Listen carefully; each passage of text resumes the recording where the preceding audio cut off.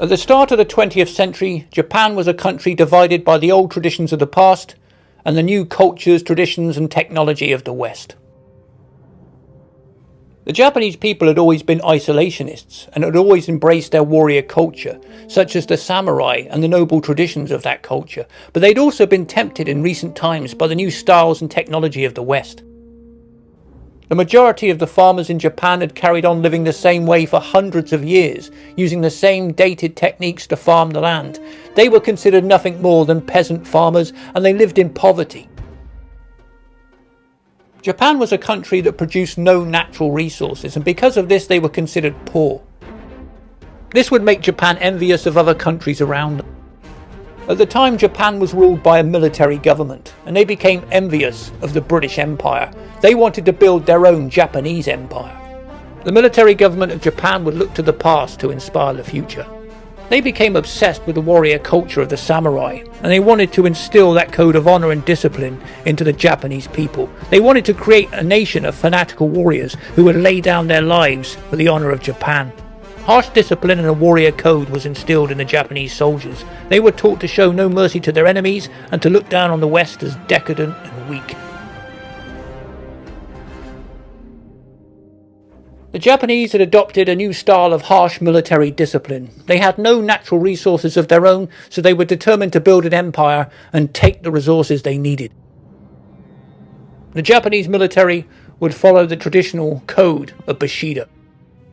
The Japanese code was all about following the way of the warrior. The Japanese soldiers would be trained with harsh discipline and trained to show no mercy to their enemies. As well as their military government, the Japanese also had an emperor. He was considered a living god by his people. They saw him as a divine figure. He was meek and soft-spoken, but to the Japanese, he was a god, and they worshipped him. Emperor Hirohito may have been a god, but he was a weak man. The government controlled him. They told him what to do, and he went along with it. And right now, the Japanese government wanted coal, so they decided to invade Manchuria. The Japanese would need oil and coal in order to fund their empire, so Manchuria was the first step of their invasion plan.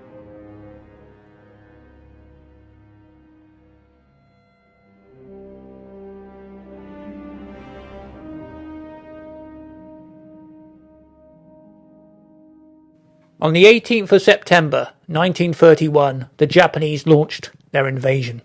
The Manchurian army was no match for the Japanese, and they were quickly driven back by the Japanese fierce fanatical fighters.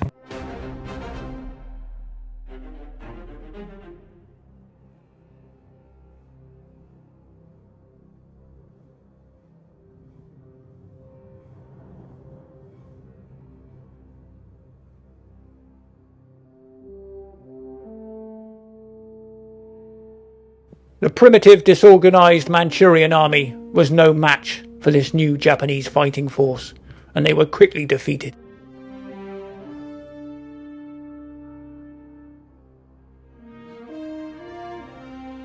Eventually, the Japanese army would crush all resistance from the Manchurian army, and before long, Manchuria became the first step on a Japanese road to an empire.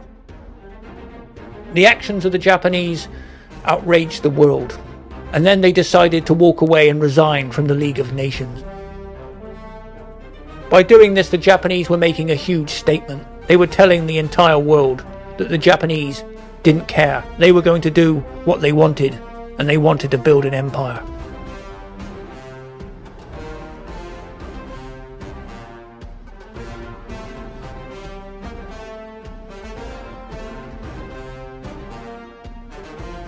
After conquering Manchuria, the Japanese decided their next move, the invasion of China. On the 7th of July 1937, the Japanese invented an excuse to invade China. They manufactured an incident where they seemed to come under fire from the Chinese. This was all the excuse they needed to launch their invasion.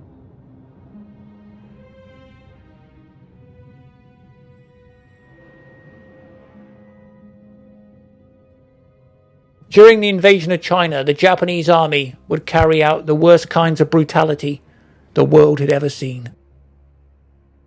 The Chinese put up a desperate defense, but they were no match for the well-trained, well-disciplined Japanese army. They were better equipped and the Chinese stood no chance. In a matter of weeks, they were driven back by the Japanese, and eventually the Japanese were bombing Peking.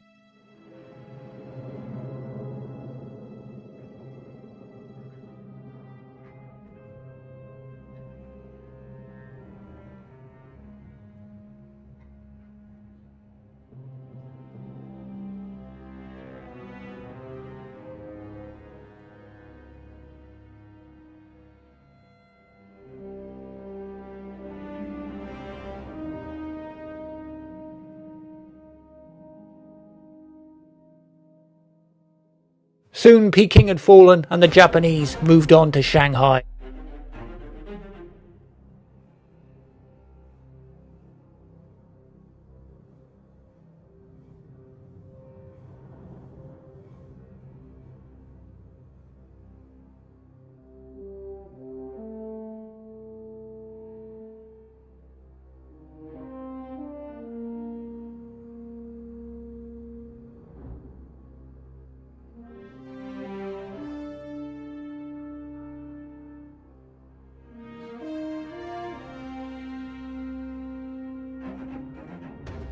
During the Japanese invasion of China, the Japanese army did some unspeakable things. They raped countless women. They chopped off the heads of prisoners using samurai swords.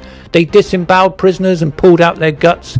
They blinded them, and they committed mass murders. It was so shocking even the Nazis were surprised by the Japanese brutality in China. Japan was a civilized nation, and yet their soldiers acted like barbarians.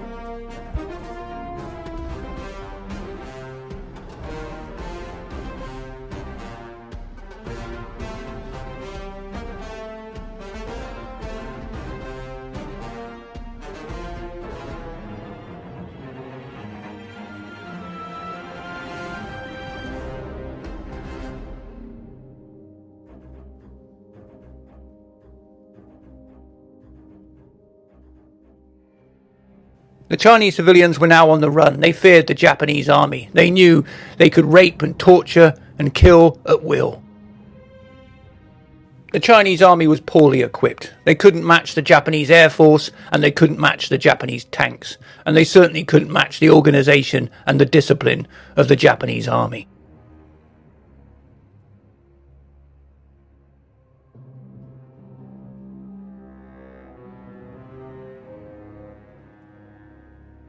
As the Japanese army entered Nanking, they would carry out one of the worst atrocities of the century.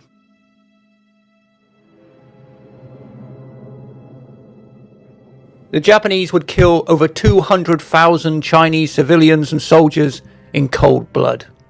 They committed a mass murder.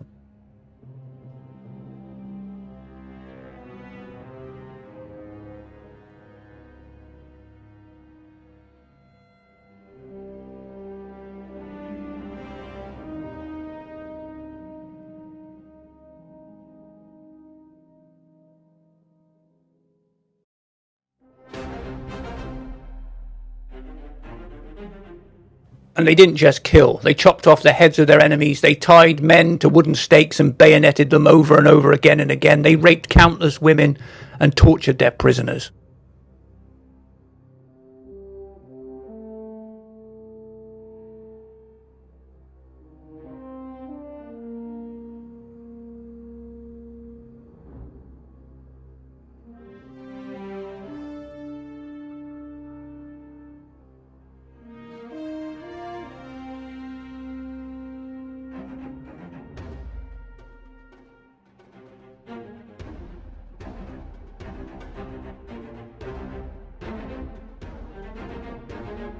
It's estimated that over 8 million Chinese people would be killed during the Japanese occupation.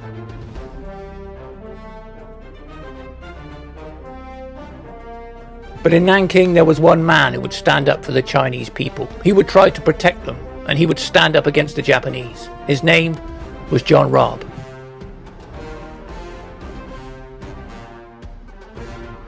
Robb was a German businessman living in Nanking. He had a factory and he was a member of the Nazi Party.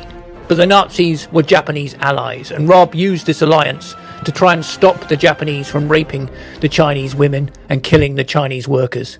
He even set up a safe zone to protect his people. The Japanese often took Chinese women and they put them in these comfort stations, and they would be raped en masse by hundreds of Japanese soldiers. Eventually these women would either die of sickness or go insane. John Robb may have been a member of the Nazi Party, but he wasn't a monster, and he wasn't an animal, and he didn't condone this behaviour, and he tried to protect his female workers from the Japanese. He would use the German swastika as a shield. It was a sign to the Japanese that they weren't meant to enter the safe zone, where the workers and the females were kept. It's estimated that John Robb saved the lives of over 250,000 Chinese people. Sadly, after the war, John Robb and his family were treated like Nazis, and they ended up being broke and penniless. But the people of China heard about this, and they ended up doing their best to raise money for him and his family. 5 years after the war ended in 1950, John Robb died, but his legend would live on. And so would the descendants of all the people he saved.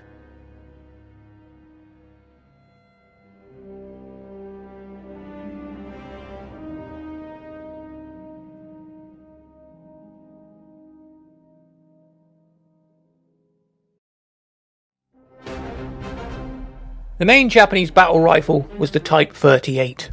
It was designed in 1905 and fired a 7.62mm cartridge.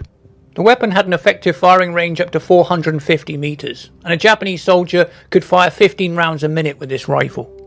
The rifle was loaded using a 5-round stripper clip, but eventually the rifle would be replaced by the new Type 99. The Type 99 rifle could fire a 7.92mm cartridge. It also had an effective range up to 650 meters, and when fitted with a scope, it had an effective range up to 1,500 meters. The weapon was loaded with a 5-round stripper clip and could be fitted with a bayonet. The Type 99 rifle had been designed in 1939, and it became one of the finest rifles in the world. The Japanese forces also used the Type 96 light machine gun. It had a rate of fire up to 550 rounds a minute, and it was fed by a 30-round detachable magazine. It was similar in design to the Bren gun. The weapon was designed to suppress the enemy and had an effective range up to 800 meters. The weapon had been designed in 1936 and was an excellent light support weapon for the Japanese army. The Japanese forces also had the Type 92 heavy machine gun. The weapon could fire 500 rounds a minute and had an effective range up to 800 meters. This weapon was designed to support attacks and cut down enemy troops. The weapon was fed using a 30-round metal strip. Japanese officers also carried unique-looking sidearms. One of them was called the Nambu pistol, and it had multiple design flaws. There was problems with the magazine release catch, problems with the recoil and the way the weapon was designed. The weapon had a magazine that held 8 rounds and had a maximum effective range of only 50 meters. It wasn't a good pistol. However, for Japanese soldiers, carrying this weapon was a sign of prestige. The weapon had numerous faults. In fact, the magazine spring was only 60% effective. The pistol was also a lot weaker than generally most handguns.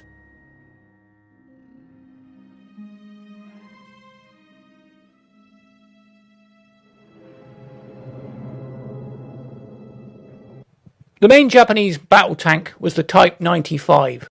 It was a light Japanese tank with 12mm of armour and a 37mm gun. It was just over 2 meters wide and the length was 4 meters 38.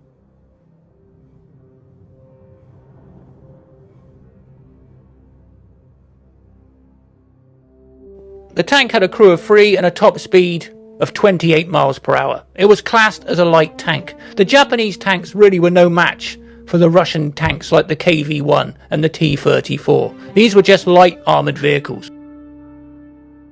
The tank was similar to the Panzer I and the Panzer II, and it was an early design, and it was built in the 1930s.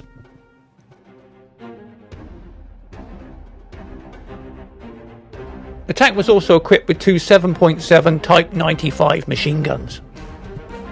Fortunately, these tanks were more than a match for the Chinese and the Manchurian armies. However, later on in the war, they'd be less effective against the British tanks. Ironically, one of the main weaknesses of the Japanese army in the Second World War was its technology. Their tanks were very limited, with thin armour and short-barreled guns, and they weren't that powerful. As well as the Type 95 Hargo tank, the Japanese also had the Type 97.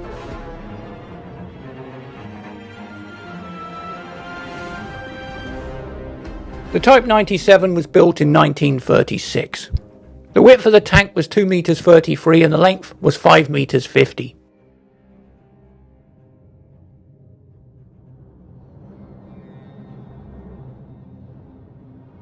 The tank had a 47mm short-barreled gun, but later on this was upgraded to a long-barreled 57mm gun. It was also armed with two 7.7 Type 97 machine guns.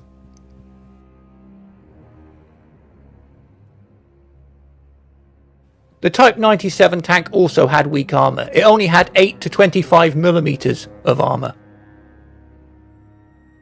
The tank had a crew of 4 and a top speed of 24 miles per hour. These tanks were effective at the start of the war, but as the war went on, they became hopelessly outdated, and the Japanese just weren't capable of upgrading them. Later on in the war, this tank would be no match for the British and American tanks. The Japanese tanks were very similar to the Italian tanks. They had short-barreled guns and thin armour, and they weren't particularly fast. But they were decent tanks at the start of the war, and could take on infantry.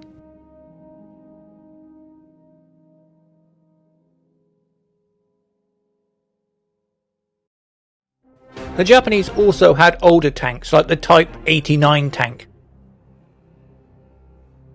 The width of the tank was 2 meters 15 and the length was 5 meters 73.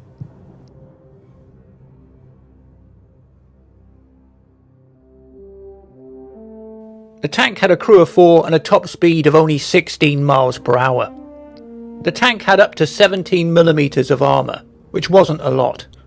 The tank even had a door in the front of its armour, which was a terrible idea because this was a weak spot in the armour and it was an easy target for enemy tanks and enemy anti-tank gunners.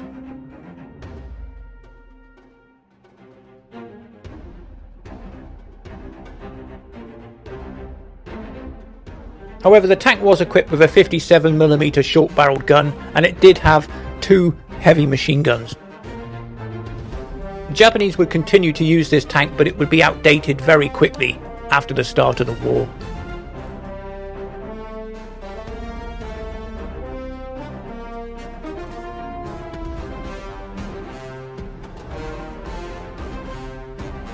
This tank would be used against the Russians, and later on it would be used in the Battle of Burma and the Battle of Malaya.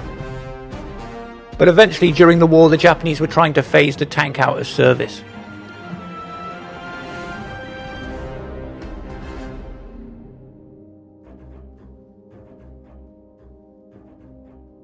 The Japanese also had the Type 92 armoured vehicle. This was more of an armoured car than a tank.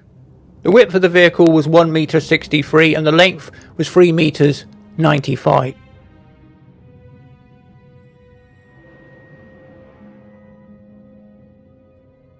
The vehicle was equipped with 12mm of armour and armed with a Type 92 heavy machine gun. The vehicle had a crew of 3 and was also armed with a secondary machine gun.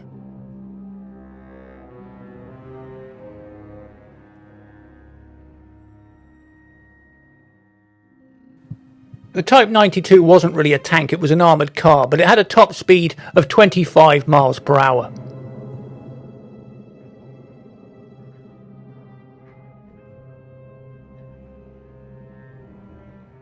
The Type 92 may not have had an anti-tank gun, but it was armed with a machine gun, and more importantly, it had similar armour to most Japanese tanks. After their victories in Manchuria and in China, the Japanese army ended up clashing with the Russian army over a small patch of barren territory, but the Japanese took a severe beating. The light Japanese tanks were no match for the Russian armour, and they were no match for the giant Russian force, and the Japanese were forced into a humiliating retreat. The small Japanese force couldn't match the huge Russian army, and they ended up suing for peace after just 2 weeks.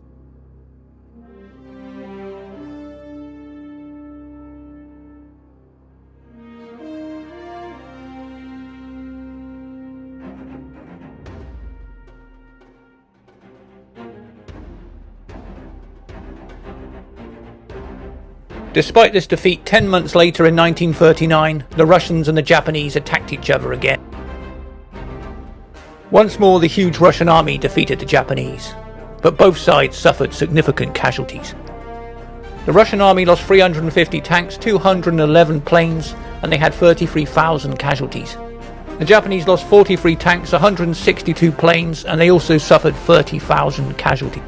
It would be the up-and-coming General Zhukov that would defeat the Japanese army and slow down their empire building. The battles also made the Japanese wary of taking on the huge Russian army in the future. After the Russian defeat, the Japanese realized they needed strong allies, and they looked to Adolf Hitler and the Nazis. The Japanese soldiers were taught to die for Japan was a great honour.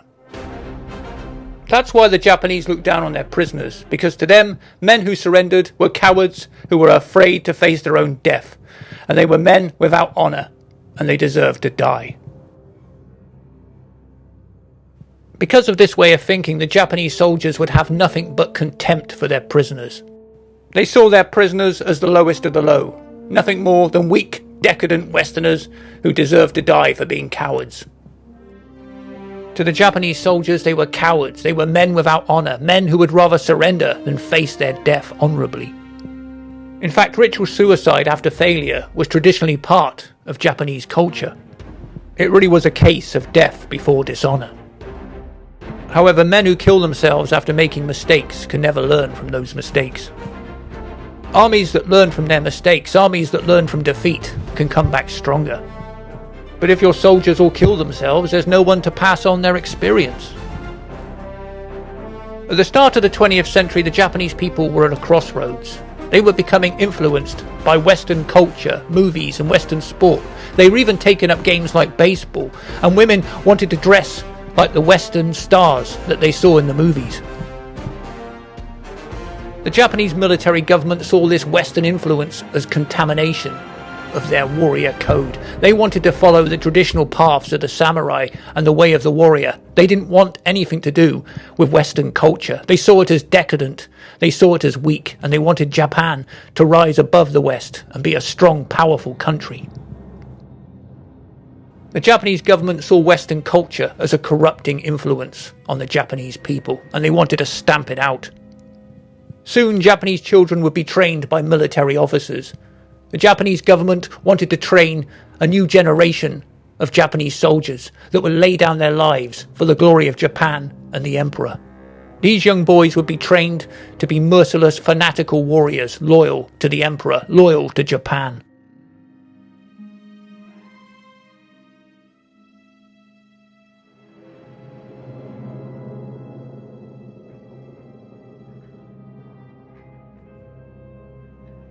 By 1940, the Japanese controlled huge parts of China, but the Chinese population had just moved inland to avoid the advancing Japanese army.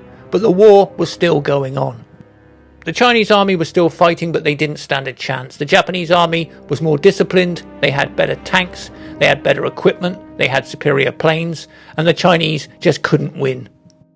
On top of this, the Japanese had strong allies like Hitler and Nazi Germany. They were also aligned with Mussolini and the Italians. In 1940, when Germany beat France, the Germans gave all the French colonies in the east to their allies, Japan. This meant the Japanese moved closer to the American colony in the Philippines, and the Americans were furious. They were so angry they decided to embargo all supplies to Japan. America cut off supplies of oil to Japan. Japan had no natural resources, and oil was the lifeblood of their war machine. Without oil, their planes and tanks and ships couldn't function, and the Japanese war machine would grind to a halt, and it would be the end of the Japanese empire. So by cutting off supplies to Japan, the Americans were forcing the Japanese into a difficult position. This action would drive the Japanese closer to Adolf Hitler and their Nazi allies. At the time, the Americans were isolationists. They didn't want to get involved in foreign affairs, and they certainly didn't want to get involved in another world war. But they were scared the Japanese were getting closer to their colony in the Philippines. And by cutting off the oil supply, it felt like it was the only thing they could do to stop Japanese aggression from spreading. By cutting off oil to the Japanese Empire, the Americans were hoping the Japanese would back down. But the Japanese also had an alternative: to take oil by force. and invade, and even attack America. And that was something they were seriously considering.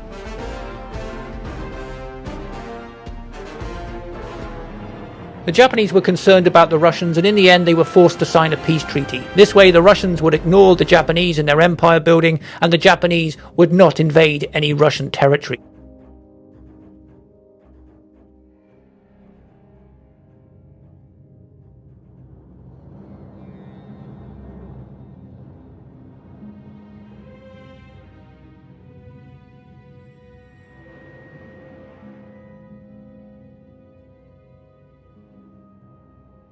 The Japanese had one of the most powerful navies in the world. They had submarines and countless destroyers, cruisers, battleships, and most importantly, they had aircraft carriers, the new symbol of power in the ocean. The aircraft carrier had replaced the battleship as the most important weapon in naval warfare, and the Japanese had plenty of them.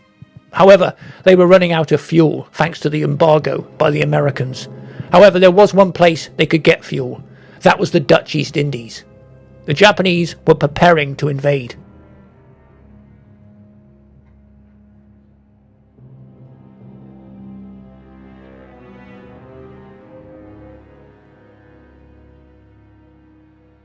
As the Japanese army trained for their invasion of the Dutch East Indies, they were still hoping for a diplomatic solution, and they decided to send their top ambassadors to America in order to negotiate and hopefully come up with a compromise. But if that failed, the Japanese would still be prepared for their second option, which was war. As the Japanese ambassadors flew to America, the Japanese army was preparing for war, training for their invasion of the Dutch East Indies.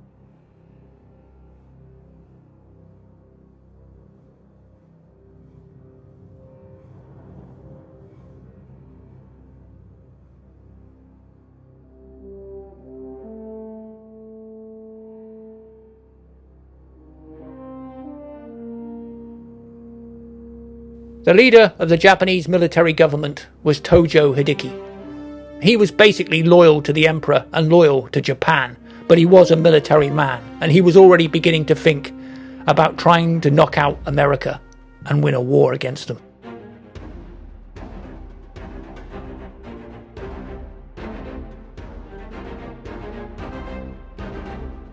Tojo and his admirals would begin to plan for an invasion.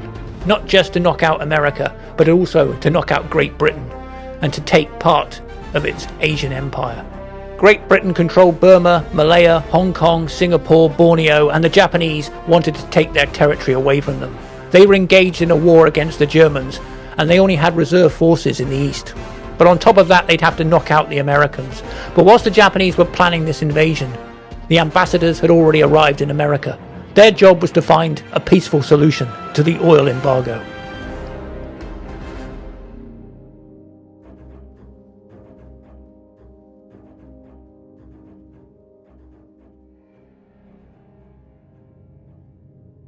Whilst the Japanese diplomats were negotiating with the Americans, the Japanese hierarchy were considering their military options. They wanted to steal the oil from the Dutch East Indies. They were also planning to invade Malaya and Singapore and attack the British colonies, but they were worried the Americans would stop them taking the oil, so they were preparing for a strike on the American naval base at Pearl Harbor in Hawaii. If the Japanese could sink the American destroyers, cruisers, battleships, and most importantly, the aircraft carriers at Pearl Harbor, then the American fleet would be decimated, it would be crippled, and it would be no match for the Japanese, and it would be unable to stop their invasion. While Great Britain was fighting Hitler and the Nazis, the Japanese were planning to raid their colonies. They would attack Borneo, Burma, Malaya, Hong Kong and Singapore. They would also attack the Dutch East Indies and steal their oil. And to stop the Americans, they would attack the Philippines, Wake Island, Guam, and also bomb the American fleet at Pearl Harbor. The Japanese Empire would also spread to Thailand, French Indonesia, New Guinea, the Solomon Islands, and they would capture every single piece of red territory on this map. Their empire would even threaten India and Australia. With the British Royal Navy dealing with the Germans in the Atlantic Ocean and dealing with the Italian fleet, they would not be able to stop the powerful Japanese Navy. Only the Americans could. So the Japanese would have to launch a surprise attack at Pearl Harbor and take out the entire American fleet.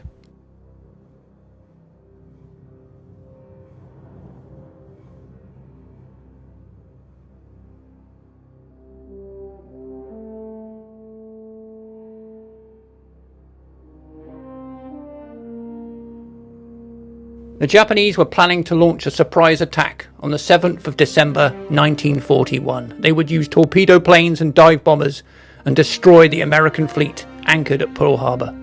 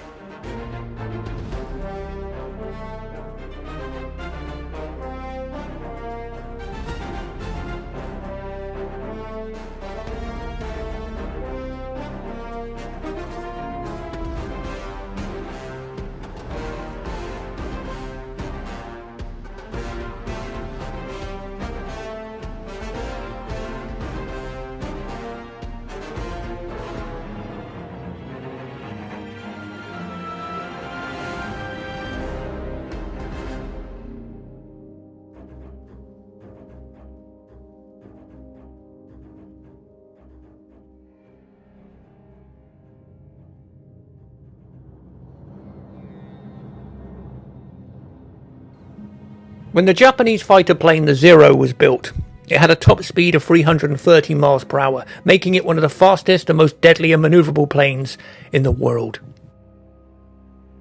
It was vastly superior to the American Wildcat fighter. However, eventually planes like the Spitfire and the Bf-109 were fitted with more powerful engines, increasing their speed from 330 to well over 350 miles per hour. The Zero was incredibly manoeuvrable because it was made of lightweight alloys, and it was also made of wood, which made it light, manoeuvrable, but unfortunately it meant it couldn't be upgraded with a heavier, more powerful engine.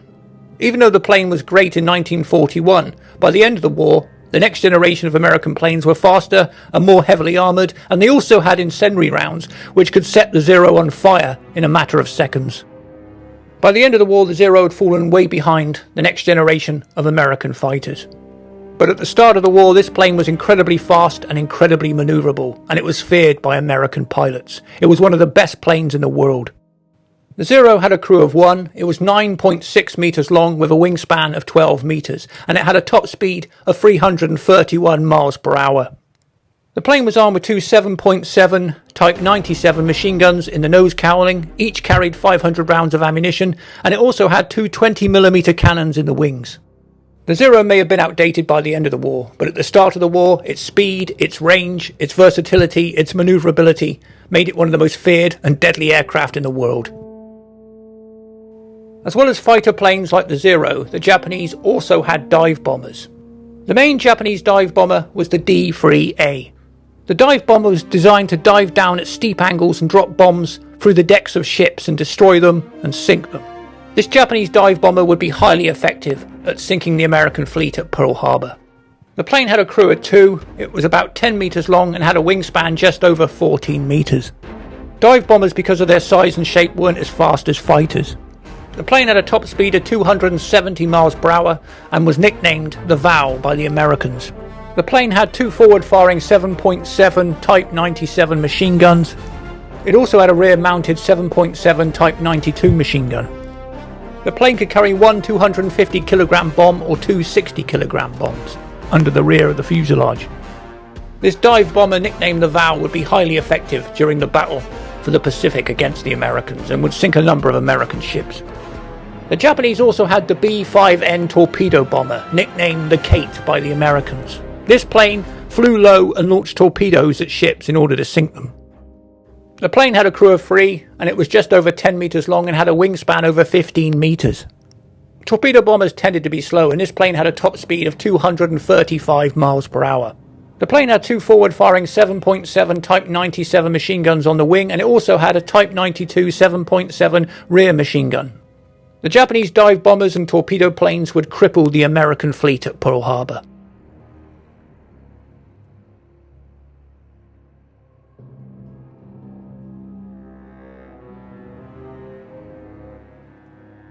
On the 7th of December 1941, the Japanese launched their attack on Pearl Harbor. They launched their planes from aircraft carriers towards the island to attack the American fleet. The Japanese would launch their planes in waves. That way they could hit the target again and again and again. The Japanese aircraft carriers Akagi, Soryu, Hiryu and Kaga would launch 353 planes in the attack on Pearl Harbor. At 7:48 in the morning, on Sunday the 7th of December 1941, the Japanese launched their first 180 fighters. The Japanese gave no declaration of war and they would take the American fleet completely by surprise.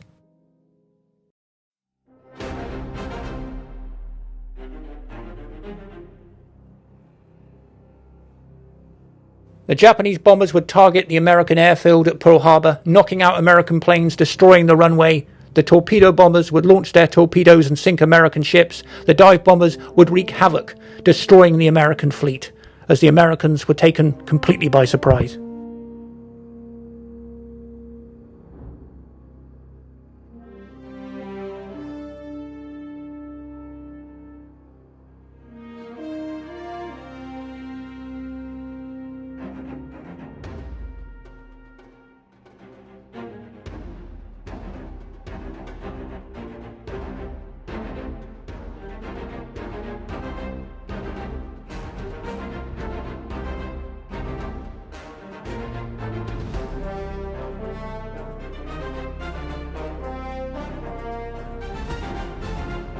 Four American battleships were sunk and the USS Arizona exploded when its magazine took a direct hit. The ship literally blew into pieces. American sailors were literally blown off the deck and blown 30 feet into the air. Before the Americans knew what hit them, another wave of Zeros and dive bombers and torpedo bombers came flying in.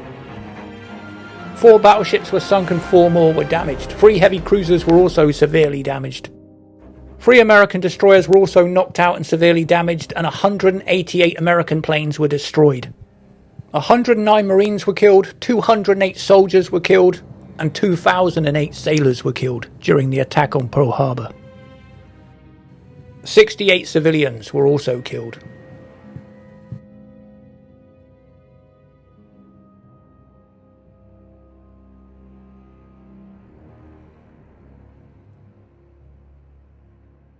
The sneak Japanese attack had crippled the American fleet and they had struck a huge blow. Unfortunately for the Japanese, the 4 American aircraft carriers were at sea when the attack happened. The 4 flat-top American aircraft carriers were their most powerful ships and the Japanese had missed them, but they had crippled the rest of the American fleet.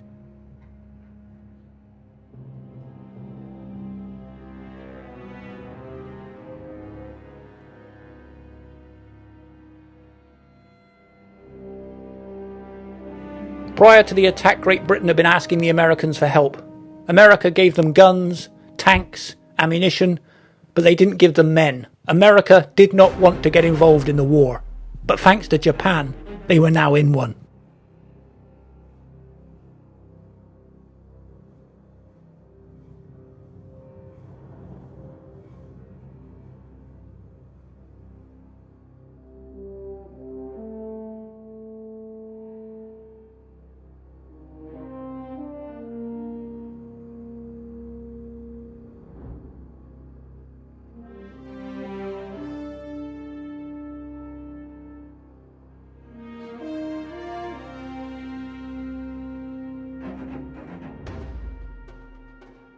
During the attack, the USS Arizona had been hit by 8 bombs, but one of them hit the magazine and the ship exploded. The inferno killed many men who burnt to death. Others went down with the wreck and drowned. Over 1,177 of the Arizona crew were killed in the attack. During the attack, the USS Oklahoma was also hit, and it ended up capsizing. Over 429 men died. Many of them were trapped in the upturned ship and unable to escape, and they drowned. During the attack on Pearl Harbor, the Japanese lost 29 aircraft and 129 men were killed. They also lost 4 midget submarines. During the attack, 2 American aircraft pilots, George Welsh and Kenneth Taylor, managed to get airborne, and they managed to shoot down 6 Japanese planes between the 2 of them.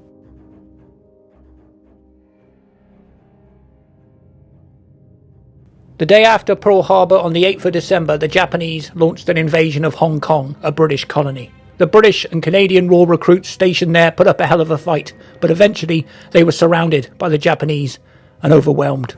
The island was made up of a force of 14,000 men. However, the Japanese had 20,000. They also had more planes, more ships, and they had the island surrounded.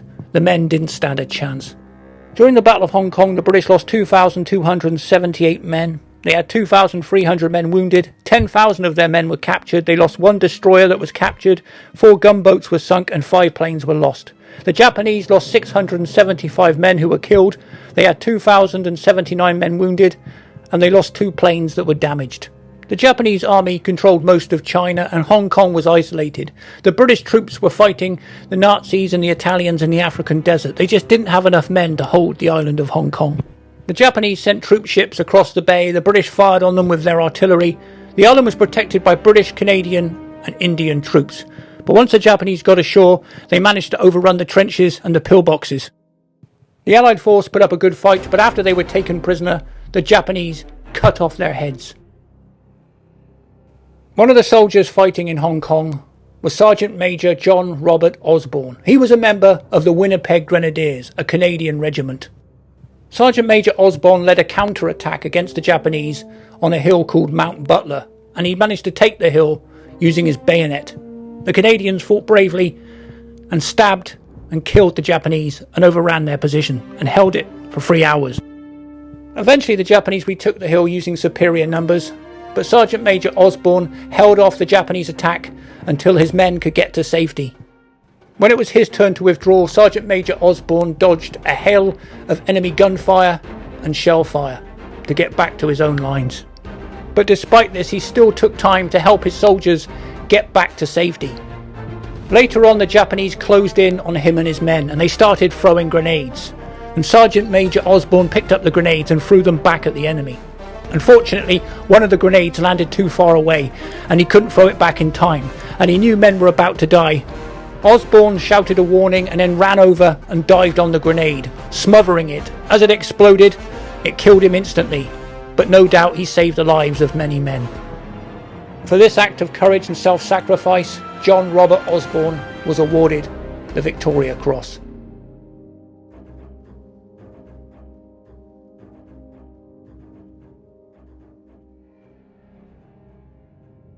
During the Battle of Hong Kong, the Japanese overran a hospital. They started raping nurses and stabbing and bayoneting the patients, and eventually killing them all.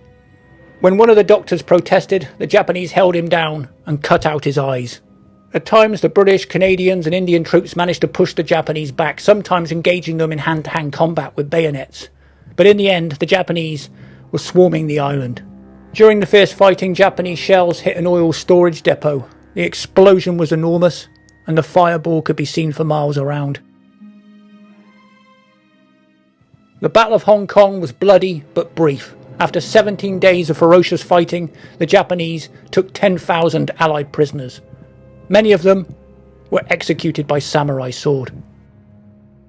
From the very beginning, the garrison at Hong Kong was surrounded and trapped, and they had no way out.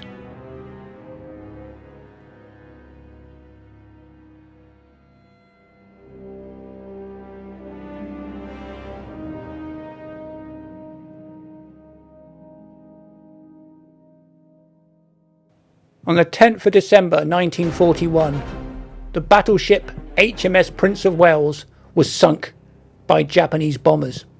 Alongside it was the Repulse, a heavy battlecruiser. It too was sunk. The most powerful battleship in the British naval arsenal had been sunk by Japanese air power. Hong Kong had fallen to the Japanese, and now Great Britain's most powerful battleship had been destroyed and sunk. It signalled the end of an era. The battleship was no longer the supreme naval weapon. Air power was superior. 840 British sailors died when the HMS Prince of Wales and the Repulse was sunk by the Japanese. On the 10th of December 1941, the Japanese overwhelmed the island of Guam and defeated the small token force of Americans there. The Japanese killed 17 Americans and captured 406 and took the island. On the 8th of December 1941, the Japanese launched an invasion of Wake Island. The first invasion was rebuffed by the American forces, but the Japanese then attacked again and took the island. During the attack on Wake Island, the Japanese lost 1 submarine, 2 destroyers and 340 men. They also lost over 30 aircraft. During the invasion there was a naval battle and an air battle between American forces, but in the end the Japanese were successful. During the battle for Wake Island, 52 Americans were killed, 433 were taken prisoner, and 12 American aircraft were shot down and destroyed. During the first attack on Wake Island, 2 Japanese destroyers were sunk. One was hit by coastal defences, and the other one was hit by the Wildcat fighters that launched from the island, and one dropped a bomb on the Japanese destroyer, hitting the stern. The bomb exploded and set off the depth charges, which caused a massive explosion and sunk the ship. Like Hong Kong, Wake Island and Guam were overwhelmed by superior Japanese forces and superior Japanese naval power. The men on these islands were outnumbered and trapped and very far from home, with no naval support to match the Japanese force. At Wake Island, the Japanese defeated the Americans in just 15 days. Despite this, the American defenders of Wake Island would go down in history because they defeated the first Japanese attack, and they sunk 2 destroyers and a Japanese submarine and shot down a number of Japanese planes. But despite this, eventually the Japanese overwhelmed the Americans and took Wake Island. One of the heroes of the Battle of Wake Island was Captain Henry Elrod. He was a Wildcat fighter pilot, and during the battle he shot down 2 Japanese planes. He also dropped a bomb on a Japanese destroyer and it blew up and sunk. Later on, his plane was damaged, so he fought on the beach alongside Marines, and whilst running to get more ammunition, he was mortally wounded and died of his injuries. After his death, and because of his heroic actions in the Battle of Wake Island, Captain Henry Elrod was awarded the Medal of Honor.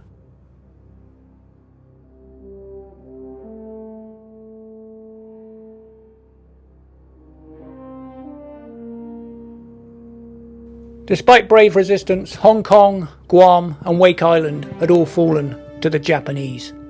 Soon the Japanese would invade the Dutch East Indies, and they would take the precious oil that they needed for their war machine. The Japanese would also invade the Philippines and defeat the American army and score a huge victory. Over 25,000 American soldiers would be killed and over 100,000 would be taken prisoner. It would be a disaster for the Americans. The Philippines would become one of the worst defeats in American military history. The American army had 108 tanks and 227 aircraft, yet the Japanese still defeated them. The Japanese began their invasion on the 8th of December 1941, and the battle would last for 5 months. The Americans would hold out, but eventually they'd be defeated on the 8th of May 1942. Despite American bombing, the Japanese 14th Army landed on Bataan Island and began moving inland. American B-17s did their best to disrupt the Japanese landings by bombing them, but it was too late. The strong Japanese Navy made more amphibious landings on the island of the Philippines, and eventually the American troops started to get overwhelmed. American submarines and planes tried to disrupt the Japanese landings, but to little effect. Eventually the Japanese had landed 40,000 men on the island, and they also had 90 tanks. Some of General Wainwright's divisions were poorly trained and poorly equipped, and they were no match for the ferocious Japanese fighters, and were driven back and defeated. Pearl Harbor, Guam, Wake Island, the Philippines, the Japanese army were crushing the Americans. Eventually the Americans were forced to retreat, and General MacArthur withdrew his troops back to Bataan. The Battle of Bataan would drag on, and the Americans would hold out for months, well into 1942. But like the men of Hong Kong, Guam and Wake Island, they were surrounded by the Japanese Navy, and the American fleet was in no position to help them. On the 23rd of January, the Japanese landed behind the American positions. However, the Americans were able to contain the Japanese landing, and using their P-40 aeroplanes, they ended up destroying it and neutralizing the Japanese attack. The Japanese tried to reinforce their men, but eventually their unit was destroyed. For weeks in 1942, the Japanese couldn't break through the American defences, but they laid siege to Bataan, and there was no way for the Americans to escape. Eventually, President Roosevelt ordered General MacArthur to abandon Bataan himself. He wanted to save his general and appoint him Supreme Commander of all Allied forces in the South Pacific. MacArthur had to leave his men, but he told them all he would return one day. By the 28th of March 1942, many American troops were sick and suffering from malnutrition when the Japanese launched another attack. With renewed artillery and air support, they started to break through American lines. By the 8th of April, the American forces were practically overrun, and they were in no position to launch a counterattack. They just didn't have the strength or the manpower. 11,000 Americans managed to escape, and they managed to hold out for a bit longer, but it was too late. Eventually, the American army was forced to surrender to the Japanese. After fighting for over 6 months, the American troops were exhausted and sick, and yet they were forced to endure the Bataan Death March. The American prisoners were forced to march 65 miles in sweltering heat with no water. If they stopped for a drink at a river, the Japanese would encourage them to drink and then stab them in the throat with a bayonet. During the march, over 10,000 men would die. Many died of exhaustion, but others were executed and had their heads chopped off at the roadside. The Japanese army had no mercy for its prisoners. And it wasn't just the Americans. Many Filipinos were brutally murdered along the way. These soldiers had fought the Japanese for 6 months, and now they were being forced to march 63 miles in sweltering conditions with no water, no food, and being brutally treated by the Japanese. As well as Hong Kong, Guam, Wake Island and the Philippines, the Japanese also invaded Thailand, Borneo and Burma. Ever since their successful attack at Pearl Harbor, the Japanese had known nothing but success. They'd beaten Great Britain, they'd beaten America and taken their territory. Now the Japanese wanted the jewel in the British Empire. They wanted to invade the island of Singapore. To do this, they would attack Malaya and fight their way down towards Singapore Island. The Japanese force that attacked Malaya and Singapore would be heavily outnumbered. The British force consisted of 130,000 men. This force was made up of British troops, Indian troops, Australian troops and Malaysian troops. The British force also had aircraft. Unfortunately, they were completely outdated and obsolete. And also, the British had no tanks because nobody thought they could function in the thick Malaysian jungle. However, the Japanese had tanks, and they had superior naval power and superior aircraft. The Japanese had captured Thailand, and now they could avoid most of the British defences by invading Malaya through Thailand. On the 8th of December 1941, the Japanese launched their invasion of Malaya. They also launched an amphibious assault against the British-held coastal defences. The British troops eventually were overwhelmed in fierce fighting and hand-to-hand combat. The reason the Japanese defeated the British at Singapore was because they had a huge navy, and they practically surrounded the island and cut off supplies, and the British were trapped alone and hundreds of miles from home. As the Japanese army advanced through Malaya towards Singapore, the British put up a stubborn resistance and tried to stop them. Unfortunately for the British, the Japanese were able to send their army around by ship and land behind them. The British troops would have to fight against Japanese tanks with only machine guns and no armour protection. The Japanese troops proved to be excellent jungle fighters, and they drove the British back through Malaya and closed in on Singapore. The Japanese also had better equipment that functioned more effectively in the jungle. The British army may have had more men, but the truth was the Japanese had superior air power, they had tanks, and they'd surrounded the entire island with their navy and cut off any reinforcements or supplies to the British army. And because of the attack at Pearl Harbor, the American fleet couldn't come to their aid.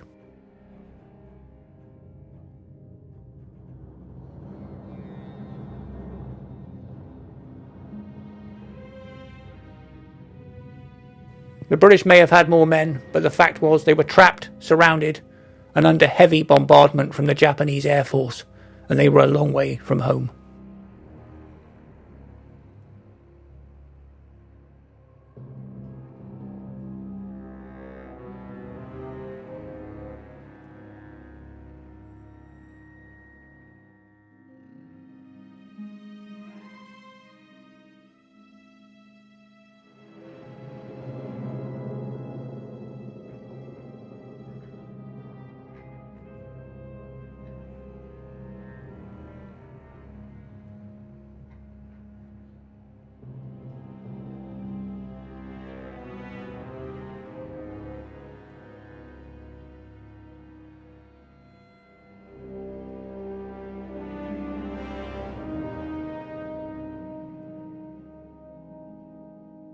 The Japanese were able to outmaneuver the British in Malaya thanks to the use of their top secret weapon, the bicycle.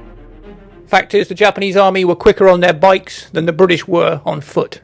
As well as the Japanese troops, the British had other problems. Some of their troops were Indian, and even though these Indian troops were loyal, some of them hated the British Empire, and they resented having to fight for the British army. So once they saw which way the battle was going, they tried to desert and join forces with the Japanese. Unfortunately for them, the Japanese just took them prisoner and chopped off their heads. The Japanese would show no mercy to these Indian deserters. Eventually the British forces were defeated in Malaya, and they were pushed back to the island of Singapore. People don't really understand the Battle of Singapore. They think the British had more men, so they should win. But war is never that simple. The fact was 130,000 British troops were trapped on an island surrounded by the Japanese Navy, getting bombed day after day after day, and the Japanese could cut off all supplies, medical supplies, ammunition, food, and the British would have no chance. They were trapped miles from home. After Pearl Harbor, the Japanese fleet now controlled the Pacific. The Americans couldn't defend their colonies, and the British were busy fighting the Germans in the Atlantic, so the Japanese Navy could encircle these islands and force the men on them to surrender. The Japanese Air Force weren't just bombing and killing British troops, they were also killing civilians in Malaya and Singapore, and the British had to consider that. They couldn't just let the population get wiped out.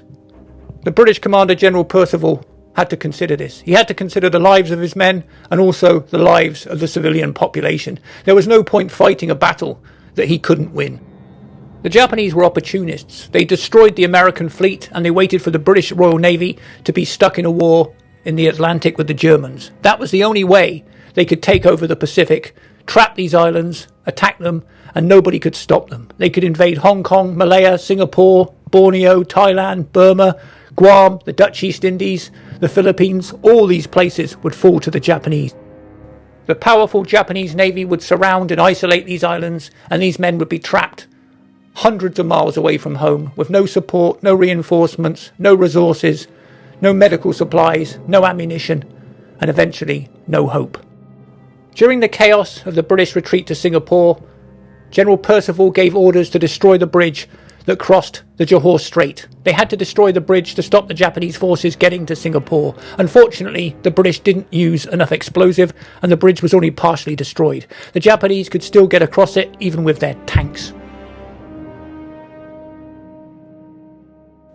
The Japanese force that attacked Malaya and Singapore may have been outnumbered 2-1, but they had total air superiority, and they could bomb Singapore Island, killing hundreds of civilians and destroying British defences and weakening the British defensive position.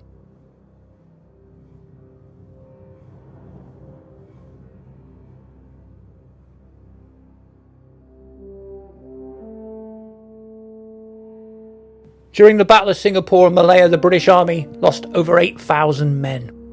They would also have over 10,000 men who were wounded. There were also 18,000 Australians in the British Army, and over 1,700 of them were killed. Over 67,000 of the men defending Malaya and Singapore were actually Indians. During the Battle of Malaya and Singapore, the Japanese army would lose over 8,000 men.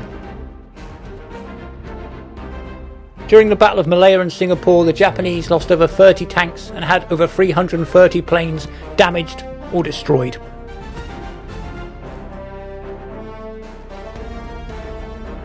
The British Army at Singapore had no tanks and they had to fight bravely with grenades and machine guns to try and stop the Japanese army. Many civilians were also killed in the Japanese bombing attack on Malaya and Singapore. Others were tortured and murdered or raped.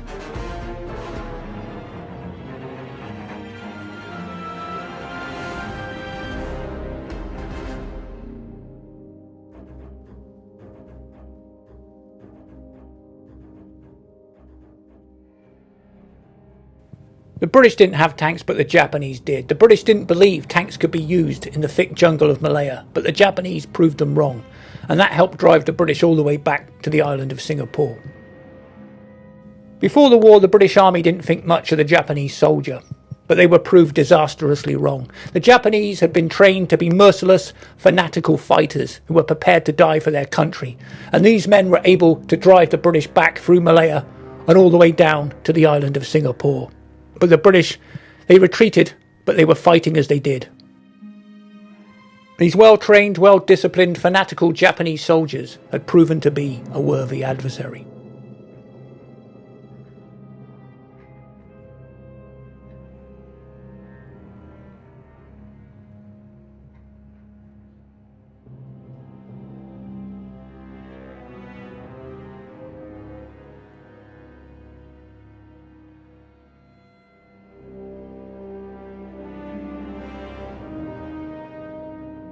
During the Battle of Singapore and Malaya, many British troops fought bravely, manning anti-tank guns and knocking out the Japanese armour, and taking on the endless waves of Japanese soldiers in brutal hand-to-hand combat.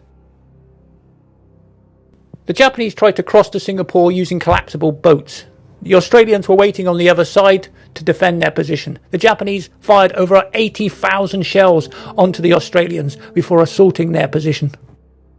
The British lit up the Japanese ships as they crossed the Johor Strait using spotlights, and the Australians hit them with overwhelming firepower. However, the Japanese still managed to get ashore, and they still managed to make roads inwards.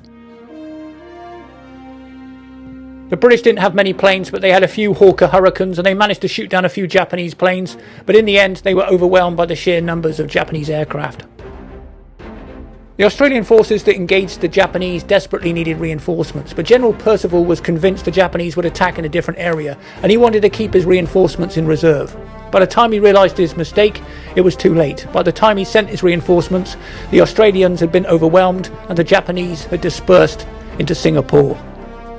By the 9th of February 1942, the Japanese forces had seized control of the airfield and pushed the British forces back, and discipline began to break down, and many Australian and British troops began to get drunk. General Percival did order some counterattacks, but eventually the Japanese were able to rebuff them. However, the Japanese forces had their own problems. They were at the end of a very long, very strenuous supply line, and the supplies were running out. They needed to beat the British Army quickly.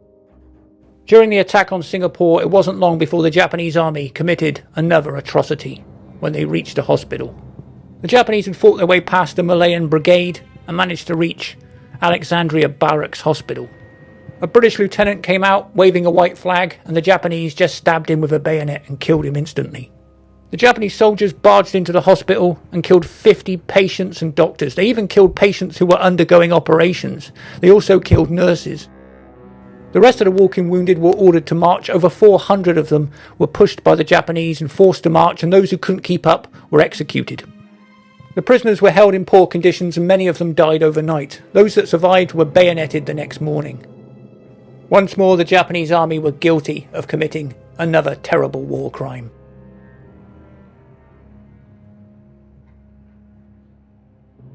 The 13,000 Japanese soldiers that landed in northwestern Singapore were now moving inland. They'd already captured an airfield, and they engaged British forces once more. By now, both the British and Japanese were running critically low on supplies. The difference was, the British didn't realise this, and the Japanese were able to bluff them. On the 13th of February, the Japanese 18th Division attacked the southwestern coast of Singapore and overwhelmed the defences there. Winston Churchill hoped the British could hold out at Malaya and Singapore for at least 3 months, but in the end they were beaten in just 7 weeks.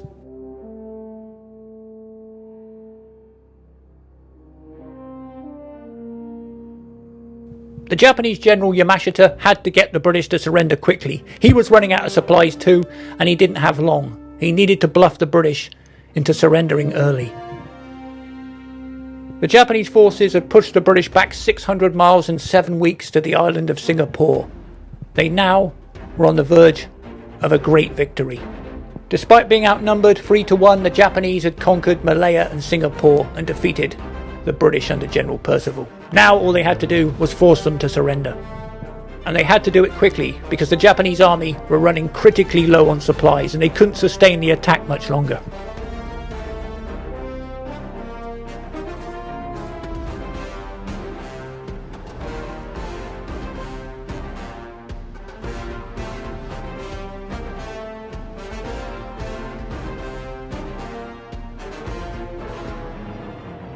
The situation for the British Army was hopeless, and General Percival sent Major Wild, his emissary, to talk to the Japanese about a possible surrender.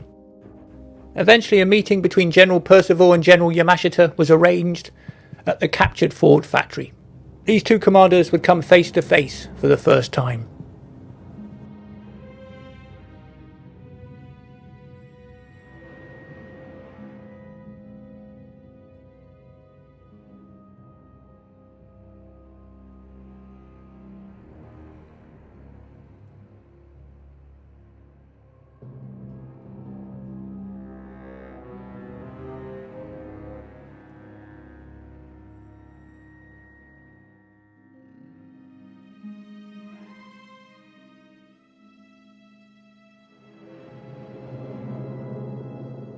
General Yamashita was desperate for the British to surrender. He was critically short on supplies. He couldn't sustain the battle much longer, but the British didn't realise this. But General Percival seemed to be delaying and time wasting, and General Yamashita was beginning to lose his patience.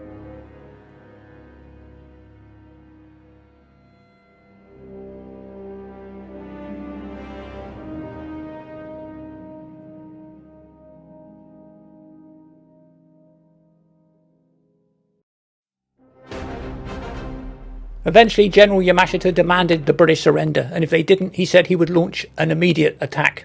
In the end, General Percival had no choice. On the 15th of January 1942, 130,000 British soldiers surrendered to the Japanese. It was the biggest defeat in British military history. These huge British naval guns that faced outwards from Singapore were useless because the Japanese attacked behind the British through Malaya.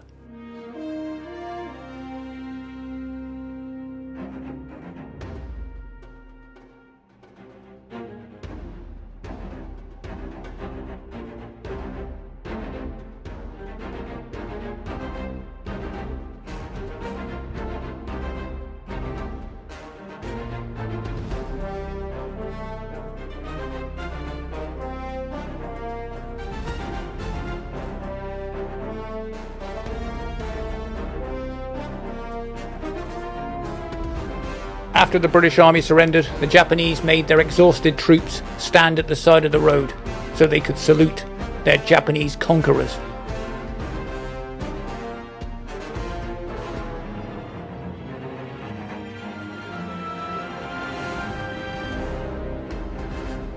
Winston Churchill described the fall of Singapore as the worst disaster and capitulation in British military history.